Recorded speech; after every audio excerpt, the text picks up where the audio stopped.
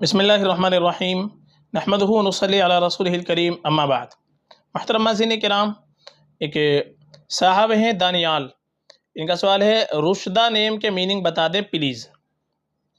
دیکھیے جو نام آپ نے پوچھا ہے رشدہ، یہ نام جو ہے عربی زبان کا لفظ ہے، اور رشدہ اس کے معنی آتے ہیں ہدایت یافتہ، ہدایت پائی ہوئی۔ تو رشدہ نام معنی کے اعتبار سے اگر دیکھا جائے تو یہ نام اچھا ہے، معنی کے حساب سے بھی نام بالکل رکھا جا سکتا ہے، بالکل رکھ سکتے ہیں۔ اور زیادہ بہتر ہمارے لیے ہوتا ہے کہ ہم اپنی بچی کا نام رکھیں تو صحابیات کے ناموں پر نام رکھ لیں، ازواج مطہرات کے ناموں پر نام رکھ لیں، جو اہل بیت ہے ان کے ناموں پر نام رکھ لیں تو یہ اور بہتر ہے، باعث برکت ہوتا ہے۔ باقی معنی کے اعتبار سے بھی اگر کوئی نام اچھا ہو تو وہ بھی ہم رکھ سکتے ہیں۔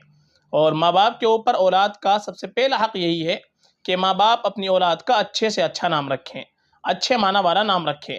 آج کل کے جو ماں باپ ہیں، نئی جنریشن ہے، تو وہ یہ کوشش کرتے ہیں کہ ہم اپنے بچوں کا یا بچی کا نام رکھیں تو ایسا نام رکھیں کہ جو بالکل الگ ہو، کسی کا محلے کے اندر نہ ہو، آس پاس میں رشتہ داروں میں کسی کا نہ ہو، بالکل الگ ہونا چاہیے، یونیک ہونا چاہیے۔ اس کی وجہ سے آج کل بہت سے ایسے نام رکھ لیتے ہیں جن کے کوئی معنی نہیں بنتے، کتابوں کے اعتبار سے دیکھا جائے تو کوئی معنی ان کے نہیں ملتے، گوگل کے اوپر لکھا ہوتا ہے لیکن گوگل کوئی عالم نہیں ہوتا ہے۔ صرف گوگل کے اوپر بھروسہ کر کے ہم نہ رکھیں بلکہ عالم سے تحقیق کرنے کے بعد ہی نام ہم کو رکھنا چاہیے، اور بہتر یہ ہوتا ہے کہ نیک ہستیوں کے ناموں پر اپنے بچوں کے ہم نام رکھیں۔ فقط واللہ عالم۔